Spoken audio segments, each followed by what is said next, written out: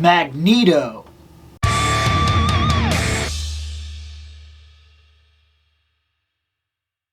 So far, I love this X-Men 97 line. I love it. It's so good. It's so fantastic. I really do love it. Like, the whole line. Now, I did say in the previous video that so far I have everybody but Rogue. I haven't reviewed everybody but Rogue. So far, I've only reviewed Wolverine, Storm, Gambit.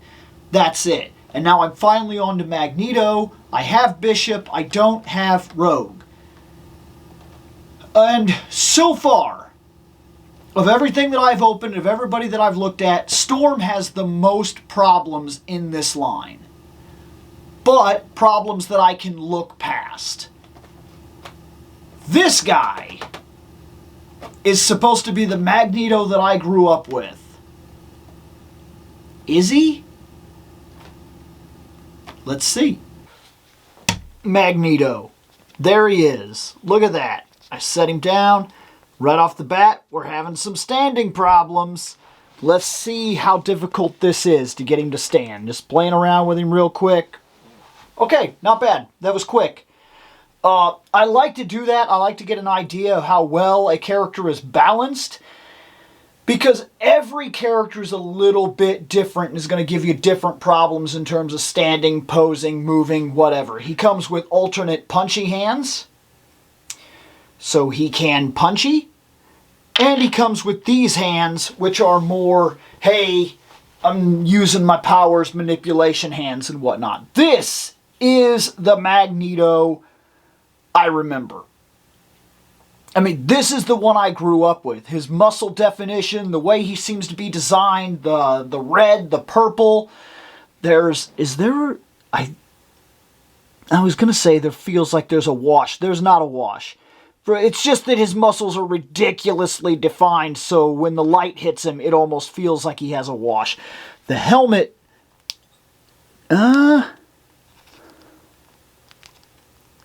It does not come off. It felt like for a second it came off. It's just, he does have an actual face under here, and the helmet is sculpted to kind of give that appearance. And actually, we talked about this in a previous video when I was talking about the Red Sonja that's coming up. I talked about how when they graph an actual piece onto another sculpt, it's a very different kind of look than when it's armor that's like part of the character or whatever. So, this is connected right here. There's a little thing that goes right here, like the G.I. Joe backpack, excuse me, kind of idea. This doesn't come off. Well, no, not that I can tell. If that was the case, if this was going to be solid, I feel like this part should have been solid as well. But I don't think it's anything that really bothers me. Some people are not happy that the cape is this, that it was not soft goods. And I've heard this from a couple of people. I've heard that some people don't like the fact the cape is a rubbery material.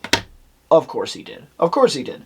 Where Storm got to be soft goods. And I would argue that Storm's cape didn't necessarily do her any favors. Where, yes, this isn't exactly what you were looking for if you were a soft goods person. But this may have been the only way to do this and really have it work. See, the rubber cape guarantees that big, giant shoulder thing without having to add something under his arms that would have puffed up the cape, and it just would have been more of a pain with an actual soft goods than this, which guarantees the sculpt and has... Because our Magneto in that cartoon, he was famous for walking around and having this cape that like came way off his shoulders and almost didn't even make sense. All the articulation is the same. I mean, the head goes all the way. He can look way down. He can be really sad Magneto. He can somewhat look up not very much at all. He has to do this thing. He's got the ab crunch. He's got very easy T-pose and everything like that. I'm not detecting any kind of a problem. He can straight Bruce Lee kick your ass. Like, it's good. It's good for what it is. I like him a lot, actually. I'm not seeing any problems here. He's got the elbows, so he's got the elbow joints. He's got the knees. I imagine he could basically go all the way up to kick his own butt. He can kick his own butt. And for that matter, nope, he's got diaper butt. He's got no real butt. He's got diaper butt. Okay, let's see. This is what I was talking about. There's a little tab. Put it in there, push it in. There it is. And there he is. So X-Men 97 Magneto. Simple enough. He's solid. There are some things that we could call out. So recently, if you're into things like G.I. Joe or even Power Rangers, these characters that are launching in like the $30 range, they're coming with effects. These guys are coming out at $25, and they come with like nothing. Like, no, he came with nothing. 2 extra hands. He's got a big cape. Is that what counts as his accessory? Is the fact that they get... I don't know. Like, I really don't know. Sometimes I fight with myself about price value and what we're getting out of something. How come Storm didn't get lightning? Wolverine got claws. He didn't get a claw effect, but I'm willing to let that go because he got claws. He got that little... he got the little caul that goes on his neck or whatever when you put the other head on, and he got the other head. Wolverine got everything I wanted from a Wolverine. Gambit got himself. He has the long coat, which is fully on there and everything. It looks great. He's got the stick, and he's got 2 different card effects. One that he can hold, and one where it's like doing like this, and his hand is out, and he's throwing the cards. Okay. Let me look up here real quick.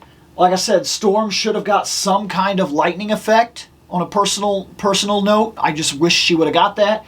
And like, could you not have given him at least like those little circle? You remember in the animation when we were growing up, he would be like, dee, and his little thing would be like little circles, little yellow circles would come off of his hands. Wow, wow, wow. And you'd be like, oh man, he's using his powers. Why not those circles? Very close to what you released with like Doctor Strange, but even simpler. Just a little circle here, maybe a line that goes up because you know you've got to connect them all, and I'm not going to complain about that, but just 3, maybe even 4 little circles where he could close his hand around and be like, boo, woo, and but something to bring a little bit more personality out. Even though, when I get right down to it, I'm not mad at this release. I replaced my old Legends figure with this one because this one will scale better, and he does actually, on a personal note, look better. The only thing, though, maybe it would have been cool to get an alternate head. Pull this head off and get one where the helmet is off and he's got the long hair. There is something to be said for the line. We buy the line at $150. And for the most part, we get extra hands. And that's about it. I don't know how much of this guy is reuse. And in all honesty, I'm a Motu fan. So this might surprise you. Reuse doesn't bother me that much. As long as the scaling feels right. I know this guy is taller than Wolverine. Okay. I know by his bulk design, he at least appears to be buffer than Gambit. Gambit seems a little leaner. Okay. If you can give me a proper scale in the line, I'm not that worried that you reused arms, reused legs, reused feet, yada yada. I get it. The toy industry has to maintain its money somehow.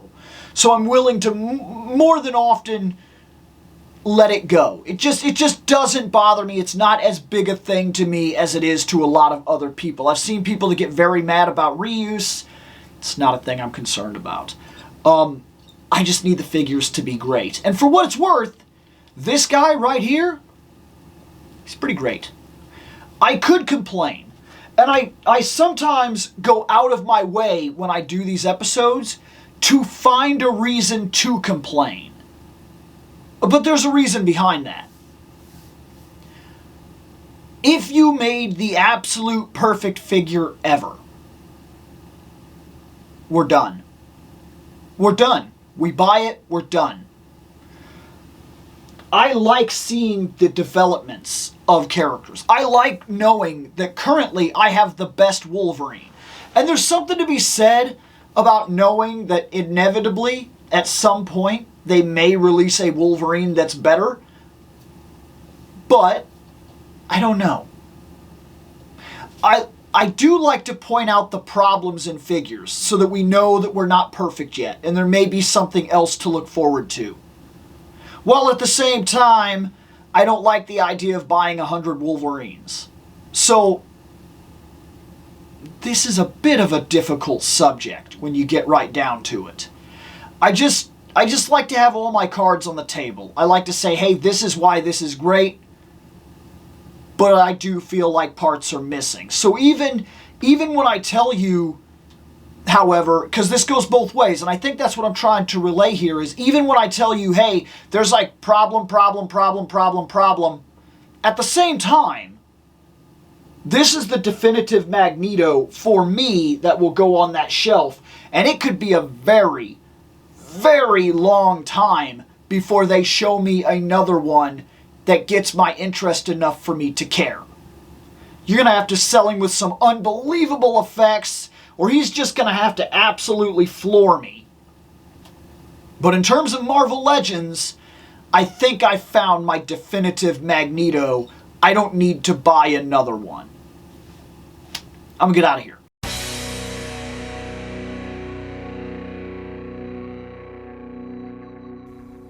I have spoken. Take what you will from it.